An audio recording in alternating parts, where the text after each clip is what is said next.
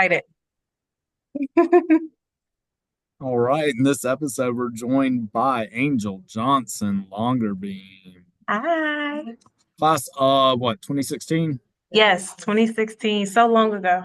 So long ago, and you were part of the infamous McCoy advisory, right? Yes, yes. I remember meeting you at Bridge Week. Miss Mm-hmm. McCoy were paired up. You sure did luck out getting her and not me. Ah, Just kidding. We'll talk a little bit about advisory in a little bit. Miss McCoy, obviously fantastic advisor.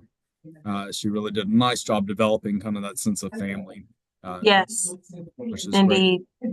All right, so think back 1.5 years ago, you were Yes. in middle school. hmm Why'd you decide to come to early college? So, a little bit of my background. I'm from a small town. Neither of my parents graduated from college. The school that I was possibly going to, I knew it wouldn't be the best fit for me. I wanted a challenge. So, when I found out about the specialty programs, I applied for early college and I was accepted, and I was so excited. Plus, it would give me that head start I needed. Having a college fund was not there for me. So, having those extra time periods were perfect. Love it. Good reason to come. Yeah. And we're very thankful that you did. All right, so you accept that offer. You come here, you do Bridge Week. Bridge Week's always fun. Uh, you get into the first week of freshman year. Then we start making you do classes. Uh, were they what you thought they'd be? They were a little more challenging. Definitely opened my eyes to my strengths and weaknesses. um, but I don't regret it at all. Um, Sophomore year, you pick up some college classes in there too. Uh, Mhm. were they what you thought they'd be? A little. Uh, More laid back than expected. I thought, of course, what you see on TV, the rigor, how stern they are, just the classroom dynamic, and it was completely opposite. It felt like we were talking to our peers, with our professors, able to really hone in real life stuff related to that. It was good. It was good. Right, so you rolled right through all of that. All that stuff was pretty easy. Uh, Mhm. and I'll bring it back to your advisory. Okay. What was it about being in Miss McCoy's advisory that really sets it apart and made it special for you? Having that outlet, knowing that in advisory, I had the person beside me going through the same thing I was going through, feeling the same way I felt, being able to relate, talk it out, figure out how can we get through this together, and then of course her being the leader, making sure that yes, you are going to be challenged, yes, you're going to have moments where it's hard, but how can we do it together? How can we work together to get past this obstacle? Whether this could be a stronger suit for you than the person beside you. We try to look at each other as brother and sister. So, okay, you're doing well, but your sister's struggling. So, how can we build her up in order to get to where you are? And she just really honed in on that, being there for each other, even when she's out of the mix, or if she's not in that particular class with us. How can we support each other no matter where we are? Love it. Yeah. Absolutely love it. What's your favorite memory from advisory? Planning our service project. That was always a challenge, but it was always fun. It was always fun. Okay. And for those not quite familiar with kind of that aspect of it, can you kind of walk us through that? The students having so much ownership of their service? Yes, so we had to choose, and she pretty much laid it out for us. What is important to us? What do we want to focus on? And our biggest thing was trying to give back the best way we could, whether that was care packages, or food banks, whatever we could do, recycling, as far as collecting, doing the trash pickup, whatever we could do or we felt that was important to us at that time is what we honed in. Okay, once we have that, how can we, as high schoolers, so at the time, we weren't driving either. So how can we contribute being, I would say, so little to make so much of an impact? And Love, we work together to do it. love it. And with people from all over the county, like That's just cool. Big Yeah. impact. All right, so you did the early college thing, you did the tech thing. You Mhm. were Associate of Arts, right? Yes. What was the plan for after early college? College, 4 year school. Four-year school. All right, where Yep. are we going? We went to Coastal. Shant's up. Coastal. Beat up Alabama there. Roll Tide, right? Yes, I had to Yeah, give it up, and I had to give it up. that's all right. It worked out well. It did. All right, so you go to Coastal. What'd you major in? Majored in business. Of course, smart people Yes. major in business. Yes, you were the one that got me there. Thank you. Thank you for that shout out. I appreciate it. Of Uh, course. gives me a lot more street cred. Uh, Yes. all right, so you did the Coastal thing. Mhm. What was your specialty in business? Was it marketing, Management. management, Yep. management? Management. All right, so what was your career objective with getting that degree?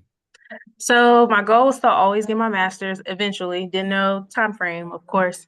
But I wanted to be a business manager or an owner eventually. Just kind of wanted to play around, see where I land. Know for sure set set in place or set in stone place. Wanted to go in finance once I got closer to like internship. That was a part of the program.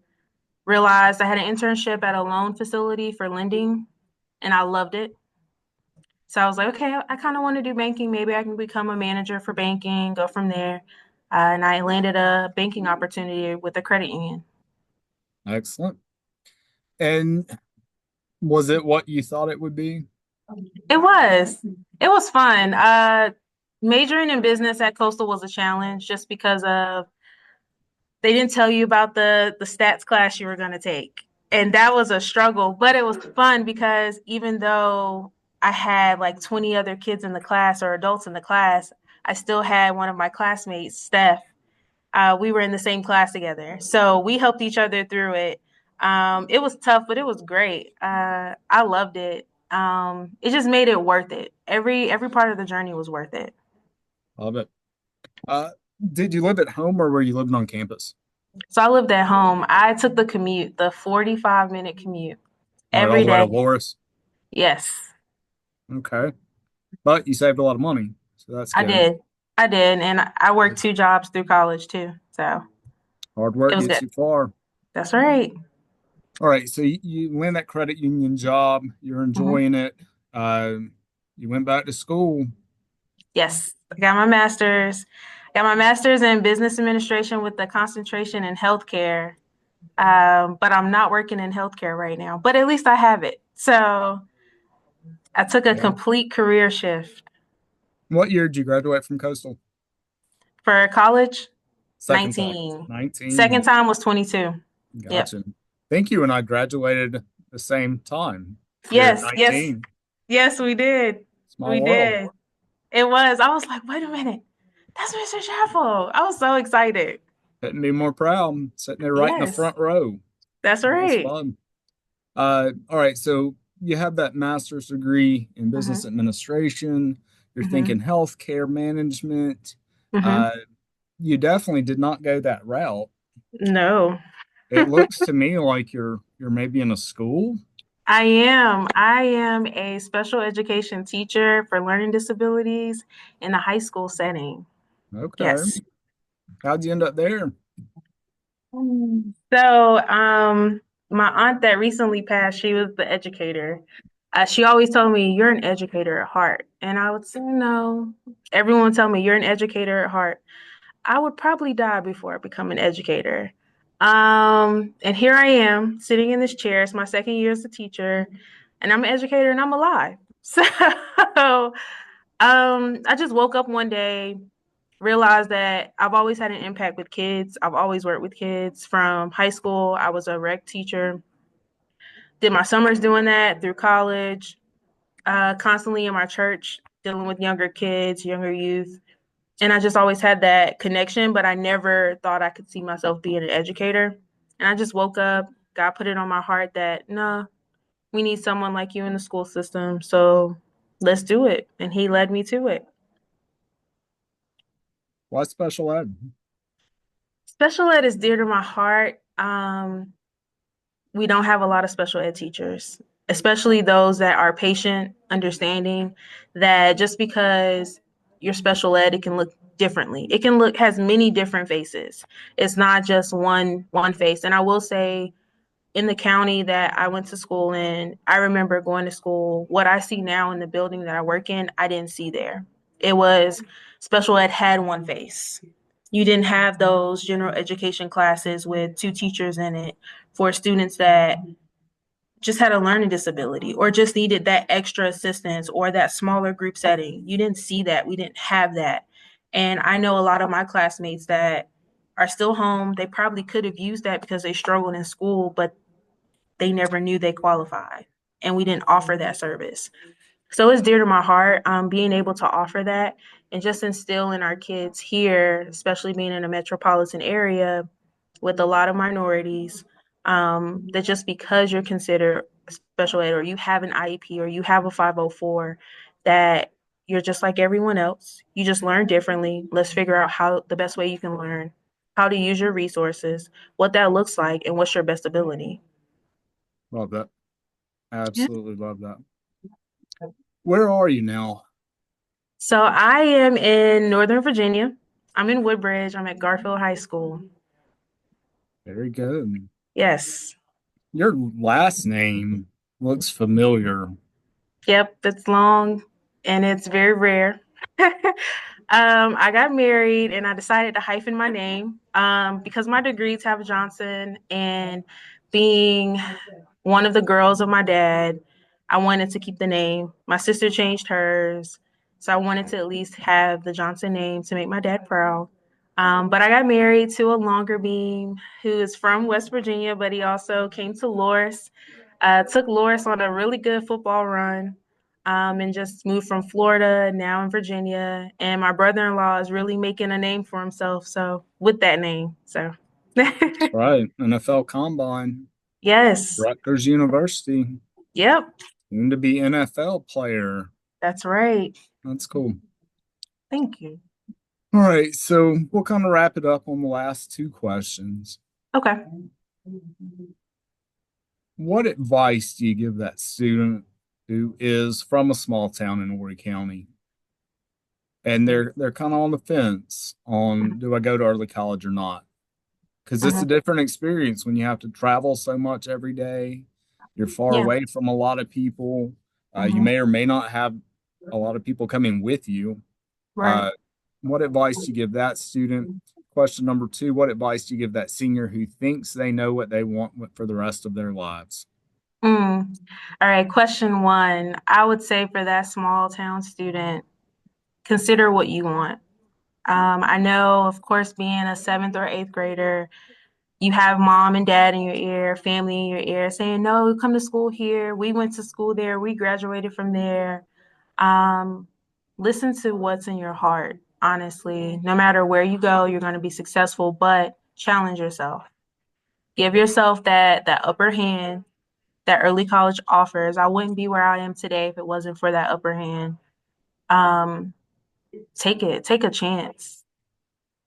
Take a chance. For question two, I would say don't listen to yourself at that point. Really, really communicate, especially if you're early college, communicate with your teachers. Everyone there had a role in my life, especially admin, making decisions, especially you. I mean, I know I already gave you your kudos, but if it wasn't for you guys, especially instilling in us real life experiences, what to experience, budgeting, that was probably the most memorable thing out of my time there. That whole project of going through business plan, budgeting, learning about the different economic systems, even though, of course, I touched on it time after time after time in micro and macro. But just reach out to those. You guys are a resource. Your teachers, your peers are resources. Reach out to everyone you can, just to kind of find out, ask questions. No question is dumb. And you miss 99% of the opportunities you don't take. That advice, Angel Johnson-Longerbeam. Yes. Thank you. This was Thank you. fun. Hang on for 2 seconds after I stop the recording. Okay.